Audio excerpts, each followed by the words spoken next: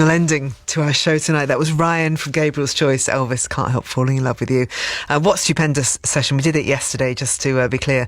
And I feel so passionate about how brilliant it was that I would love you to just spread the word, tell everybody. You can listen to it again on BBC Sounds, and then lots of people get to hear it, because when something that special happens, you just want many, many people to enjoy it. So BBC Sounds is where you head to hear that session again from Gabriel's. Tell all your friends, spread the word. We need your songs about writing.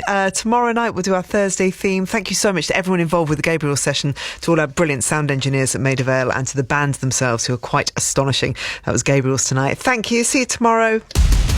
It is Radio 2 on the BBC Sounds app, on your smart speaker, and on 88 to 91 FM. BBC News at 9 o'clock. This is Claire Ronacres.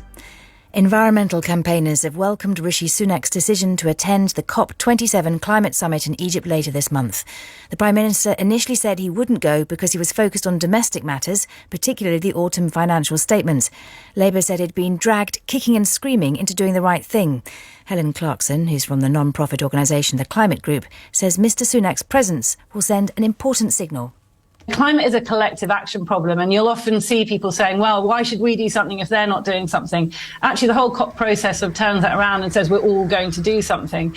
And that's why it's really critical that countries turn up, and particularly when we've had the presidency, to show that we're a trusted player in all this and people can rely on us to do what we say we're going to do, and that will then drive others to keep their commitments. The Prime Minister of Albania, Edi Rama, has accused the UK government of discriminating against people from his country to excuse failures in the way the migrant crisis is being handled.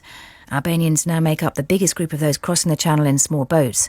The Home Secretary, Suella Braverman, has said some Albanians are abusing modern slavery laws. The United States Central Bank has approved another sharp increase in interest rates as it tries to rein in fast-rising prices. The Federal Reserve said it was lifting its key rate by 0.75 percentage points. Its chairman, Jerome Powell, said it probably wouldn't be the last increase. We continue to anticipate that ongoing increases will be appropriate. We are moving our policy stance purposefully to a level that will be sufficiently restrictive to return inflation to 2%. In addition, we're continuing the process of significantly reducing the size of our balance sheet. An independent inquiry has found that 3 teenagers with mental health issues died after a catalogue of failures by an NHS trust in North East England.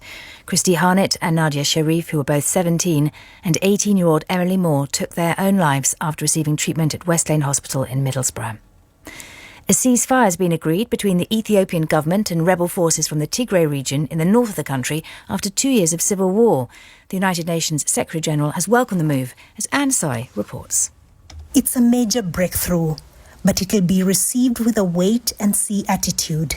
This is not the first ceasefire in the 2-year conflict. A previous one was breached in August, just months after both sides committed to it. This time, though, the agreements have gone further. The Ethiopian government officials and representatives of the Tigray People's Liberation Front have signed up to a disarmament plan and the restoration of crucial services. And a new study has found that the hallucinogenic drug psilocybin, most commonly found in magic mushrooms, can reduce depression when combined with psychological support. A clinical trial using a synthetic manufactured form of the drug found that it helped ease symptoms in people for whom antidepressants didn't work.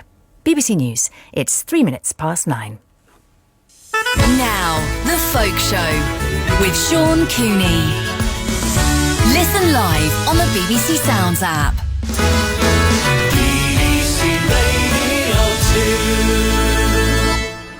Hello, this is Sean Cooney from The Young'uns, sitting in for Mark Radcliffe this week, and I've got the pleasure of being one of the songwriters in Radio 2's 21st Century Folk. We're writing songs about real people, real Radio 2 listeners maybe, from the northeast of England with great tales to tell. Inspire an hour of great folk songs about real people, past and present, starting with this by O'Hooley and Tido.